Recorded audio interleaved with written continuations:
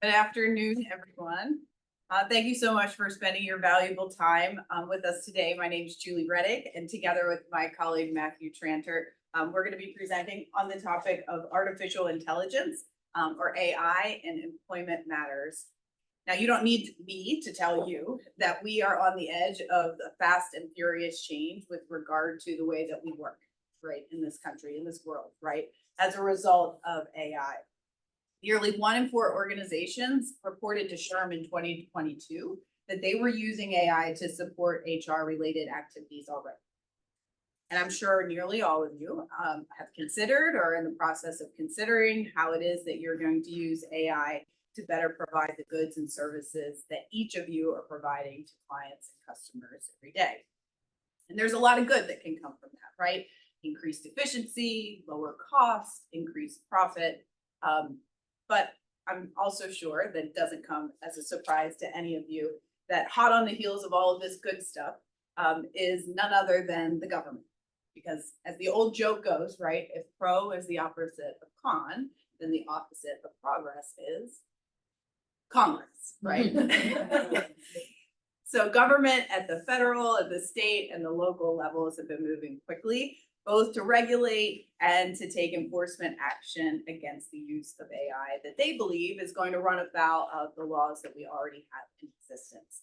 And employment law has not been missed. And so today, Matt and I are going to give you an overview of the areas where government has come in and started regulating AI, where government and others in the private sector have taken legal action to demonstrate that the use of AI is running afoul of existing law.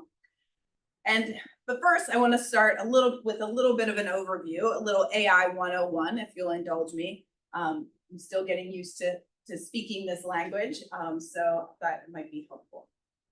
So AI, artificial intelligence, generally refers to computer technology that can simulate human intelligence, right? It can do that by giving conclusions after performing data analysis. It can find patterns within your data. It can automatically perform repetitive functions, and it can predict future behavior. And the words, the code that we use when we're talking about artificial intelligence, one that I'm sure many of you have heard is generative AI, right? So generative AI is the type of AI that's generating new content. That could be audio content, could be code, could be images. We've all seen those fake images that have been developed, right? Text, simulations, 3D objects, and videos. Generative AI uses what they call an LLM, a large language model, to provide requested output. So the generative AI that many of us have heard of already is ChatGPT, right? So ChatGPT is the AI created by software developer OpenAI. It's an example of generative AI that uses a large language model and a text interface that allows users to insert queries and respond to those.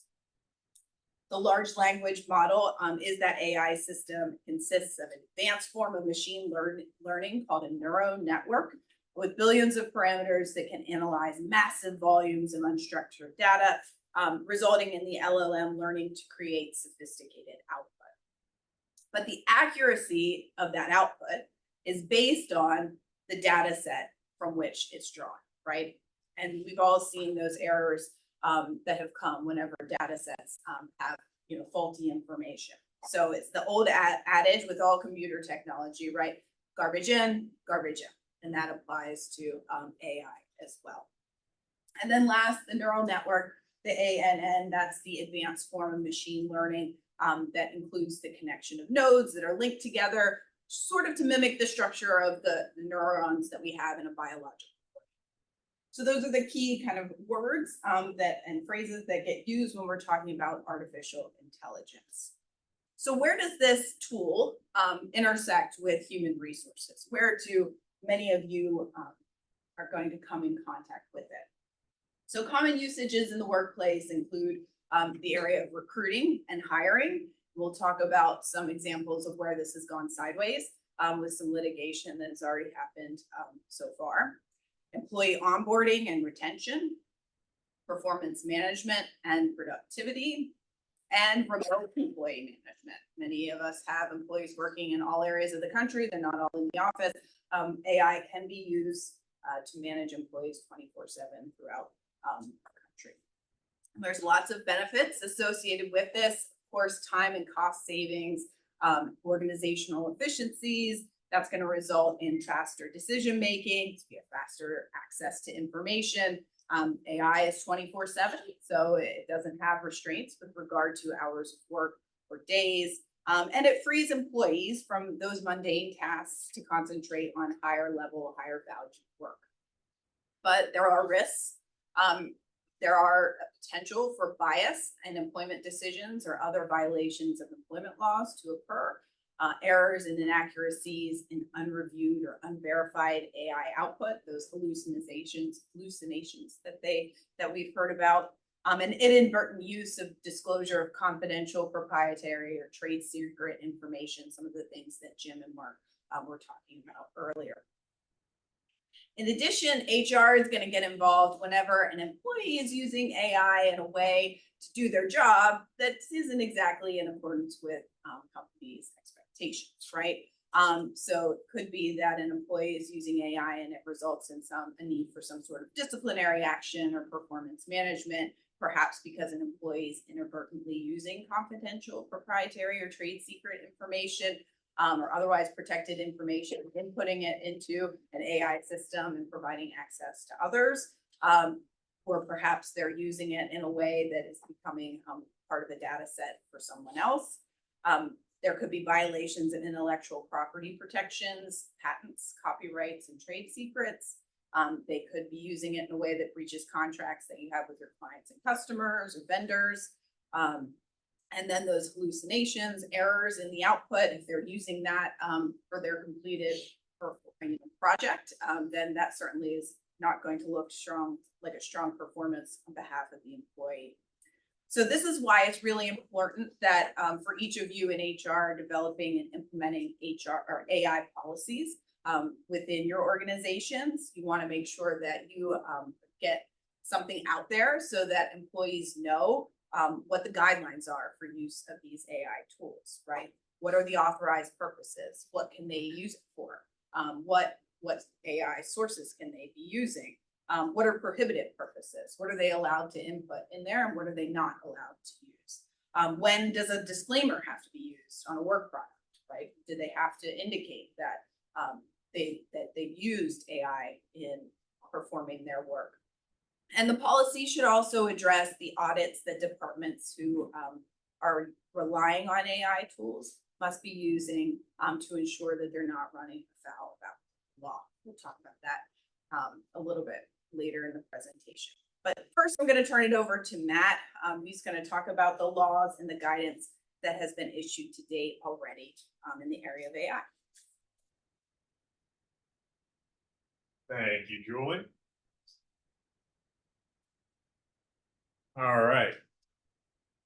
Good afternoon, everyone. So as Julie mentioned, I'll be talking about some of the laws and guidance issued to date. But before we get there, there are basically four main pillars that almost all of the law and guidance rest upon. The number one is notice to subjects of AI tool use that you are using an AI tool. Number two is consent. Again, consent from the subjects of AI tool use to that AI tool's use. Three are audits. That would be audits for discrimination, for bias, for use of proprietary or confidential information. And fourth is that AI tool at bottom is not and cannot be a substitute for human judgment. This was well evident this last week, if any of you saw the news about ChatGPT and the word strawberry, that evidently ChatGPT has a problem counting the number of R's in the word strawberry. And if something can't do that, it should be well recognized that it may not be able to do everything that others may promise it to do. So first, there are three major areas that are addressed by these laws and regulations. The first is discrimination and bias risks in screening, interviewing, and hiring. The second are wage and hour and related workplace issues. And the third is data and privacy. Now, from the federal government, we have mostly seen administrative guidance to date. The DOJ Civil Rights Division released algorithms, artificial intelligence, and disability discrimination in hiring. Now, that is a guidance from the DOJ, which offers examples of technological tools that can be used in an employment setting. It cautions employers how these tools may impact disabled applicants and employees when implementing them. And it also reminds employers that algorithmic hiring tools do not discriminate against or screen out individuals with disabilities, and that a disability may affect each person differently. That was issued in May of 2022. The next guidance we saw was a joint statement from the EEOC, once again, the DOJ Civil Rights Division, the FTC, and the CFPB on enforcement efforts against discrimination and bias in automated systems. It essentially lays out that each of those agencies have enforcement authority to regulate AI tool use, and it reminds employers that these systems may contribute to unlawful discrimination and other federal legal violations because of several problems. Now, we've also seen guidance from the Department of Labor, and that is the Department of Labor's Artificial Intelligence and Worker Wellbeing Principles and Best Practices for Developers and Employers. That guidance recognized the benefits and the notable risks of AI, including the risks of undermining workers' rights, embedding bias and discrimination in decision-making, making workplace decisions without transparency, human oversight and review, and worker displacement by AI systems and tools. And we're going to see how some of those issues play out in the state efforts and also the on wage and hour and confidential information issues. One of the first states to move was Illinois, which amended the Illinois Human Rights Act to make it a civil rights violation if an employer uses AI that has the effect of subjecting employees to discrimination on the basis of protected classes. Now, that law defines AI as machine-based system that, for explicit or implicit objectives, infers from the inputs it receives how to generate outputs such as predictions, content, recommendations, or decisions that influence physical or virtual environments. Now, that gives the Illinois Department of Human Rights power to adopt rules necessary for implementing it. And the major touchstone of this is, as we can see, notice. The failure to provide notice to an employee that employers are using these AI in these contexts. We also saw Colorado adopt an AI law requiring developers and deployers, meaning employers, of AI systems to use reasonable care to avoid algorithmic discrimination in the high-risk system. So, consequential decision, in a high-risk system. So, the nice thing is that this law creates a safe harbor that there is a rebuttable presumption for employers if they use reasonable care to deploy that system that favors them on any violations of the law. Now, there is currently no private right to action under this law, but there is concern that some plaintiffs' employment lawyers may start using the deceptive trade practice law in Colorado to create a private right of action under this law. And that's one area that we are sensitive to and we're keeping our eye on to see if deceptive trade practice laws will essentially create avenues for private actions. We've also seen Illinois, which they now have a law that regulates employers' use of AI in evaluating job interview videos.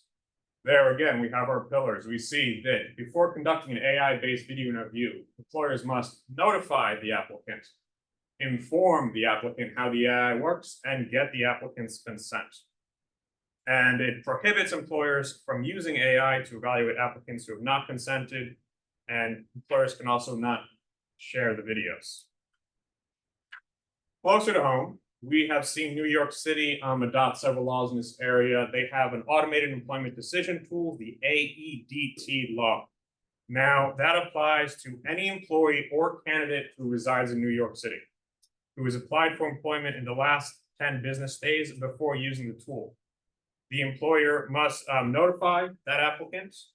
The applicant must be advised on what criteria the tool is using to assess the applicant. It must tell the applicant the types of data that are being collected, the source of the data, how long that data is retained, and it includes civil fines, $500 for the first violation, and for each violation occurring on the same day. Subsequent violations can be $500 to $1,500, and those violations apply to each individual violation.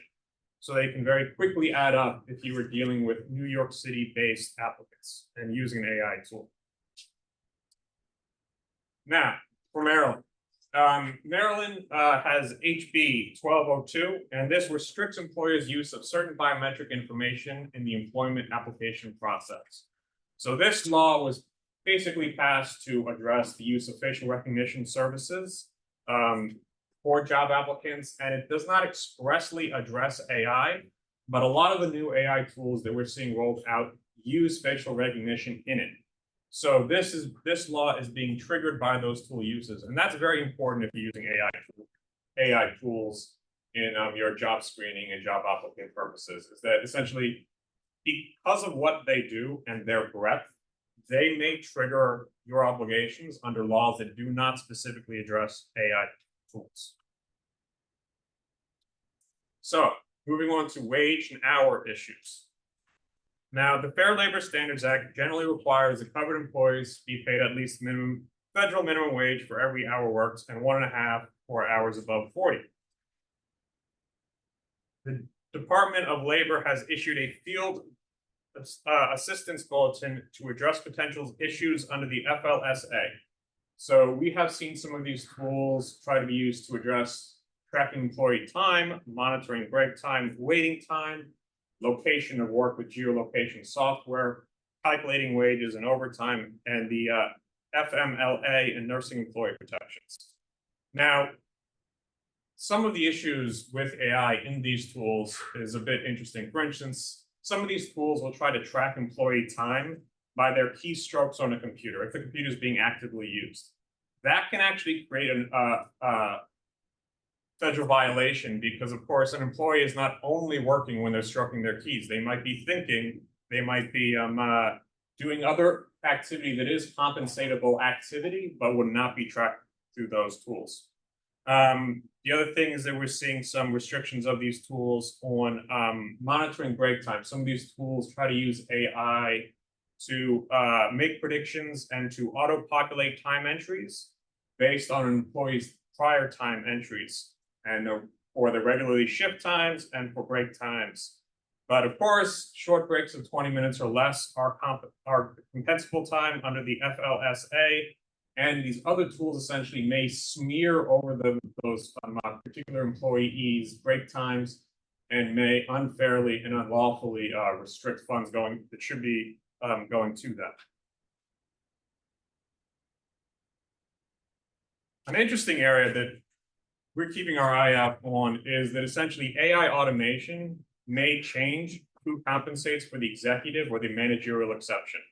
For instance, if you have an employee who currently oversees multiple people, but some of their junior employees' jobs are replaced with AI tools, they may no longer qualify for that exception. And then they would have to be essentially given their time and a half for the hours that they work over 40 hours a week. So then we're going to touch on some expected future legislative efforts. And as Julie mentioned, much of this is still to come. Mentioned the 4 pillars here. And one thing that is very important when you're using AI tool use is the periodic disparate impact analyses or bias audits. Now, unfortunately, sometimes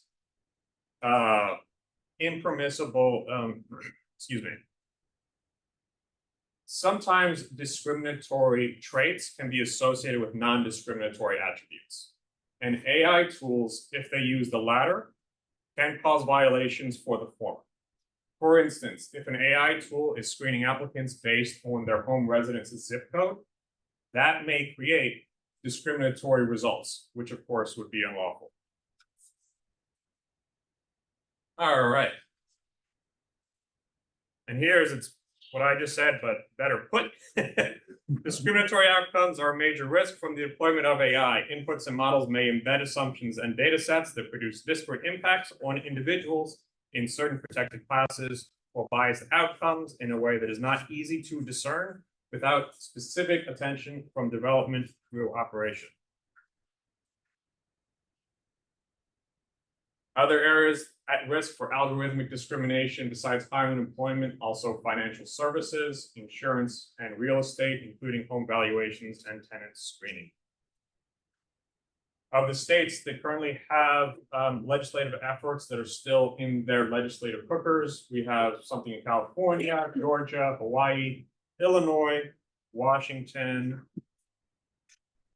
Maryland, New Jersey, and 2 in New York. Now, the Maryland was introduced February of this year. In April, it was sent to committee, but it permits the use of automated employment decision tools that were subject to an impact assessment during the preceding year.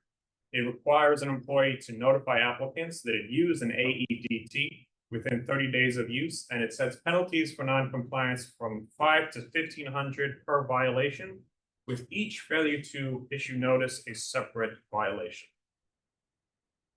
So again, generally speaking, these bills require bias testing, meaningful human oversight, notice to subjects, limit use only to those necessary, and independent audits.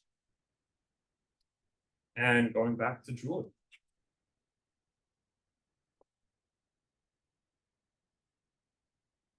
So I'm going to talk about a few of the cases that we've seen already, because I think that those fact patterns help bring this information to life. So you can see the type of tools that employers are using that have been found to, at least according to the government agency, or potentially the plaintiff, run afoul of existing employment laws. First, I just want to mention, you want to keep in mind though too, if you're using AI screening tools in your background check processes, that you want to make sure that you're using those pillars that Matt mentioned to ensure that they're not running afoul of applicable law. And usually when we think of background checks, we think of criminal and credit history, but also now more advanced tools are searching social media, other online presence for applicants. And so certainly that could be running afoul of the Fair Credit Reporting Act or FCRA or any applicable state background check law. So check with your vendors, see what they're doing, make sure that you have a good understanding of what tools they might be using in conducting background checks. Okay, and then similarly, there's other privacy concerns, the laws that Matt was mentioning. There's a lot of state laws primarily out there that have restrictions on employers requiring employees to provide passwords, or those laws, that prohibit employers from finding out about an applicant's salary history, biometric privacy laws, retention of a fingerprint, a retina scan, facial recognition, those sorts of things. So you want to make sure that your AI tools are not violating those laws as well. Okay, now to the cases. So the EEOC recently this year settled its first of a kind AI bias in hiring lawsuit. The EEOC develops a strategic enforcement plan on a regular basis that sets forth, where they're going to devote resources for from the agency. And what they have identified as one of those areas of enforcement right now is workplace discrimination caused by artificial intelligence. And so this lawsuit was one of the first that the EEOC brought. They want to make clear that employers have to know that the algorithm did it is not going to be a defense to your discrimination claim. And so to demonstrate that, they filed suit against a tutoring company called iTutor Group. It provided English language tutoring services to students in China, based in the US. According to the EEOC, the employer allegedly programmed its recruitment software to automatically reject older applicants. So women that were over the age of 55 and men over the age of 60, they allege were automatically being rejected by the algorithm. So in early 2020, defendants they allegedly, according to a charging party, filed suit with the EEOC and alleged that more than 200 qualified applicants over 55 had been rejected based on the algorithm.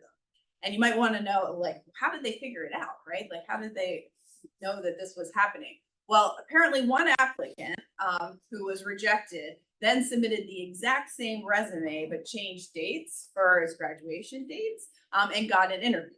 And so based on that information, then said, oh, it must be that they're screening couple workers.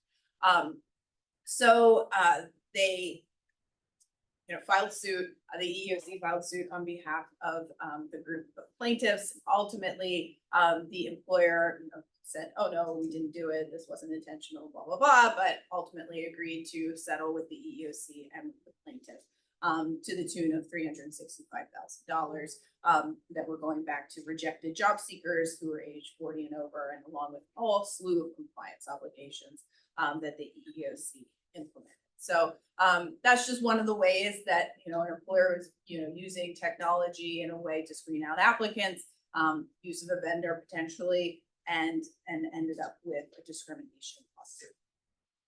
Another case, this one was brought by a private plaintiff against the HR software Workday. Some of you might be familiar with Workday or know that it's used for a lot of HR services, financial services. I know it's very popular.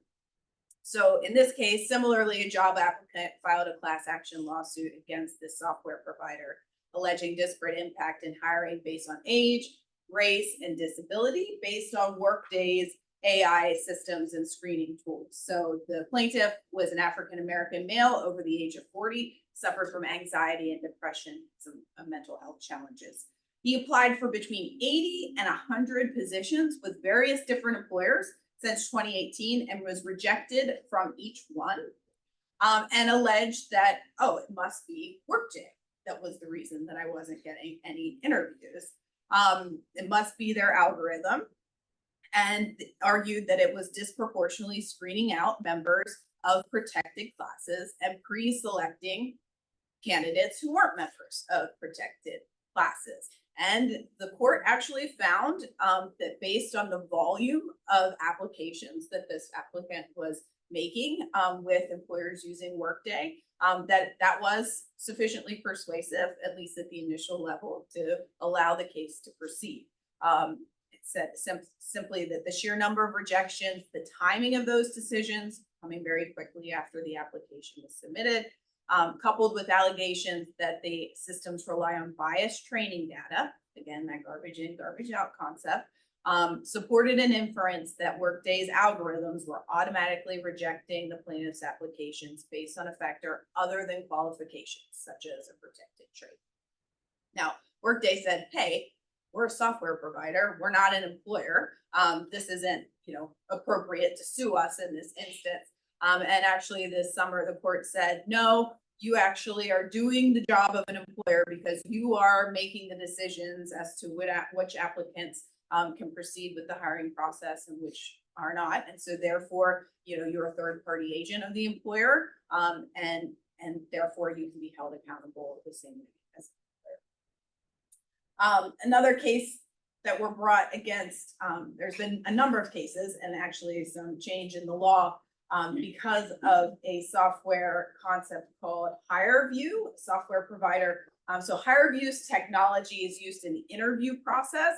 And what they do is that they film applicants during an interview, and they are scanning people's faces and voices, and allegedly they claim that their algorithmic assessment reveals an applicant's cognitive abilities, emotional intelligence, and social aptitudes by comparing their intonation, their inflection, and emotion against their predictive algorithms to determine whether or not a candidate is employable.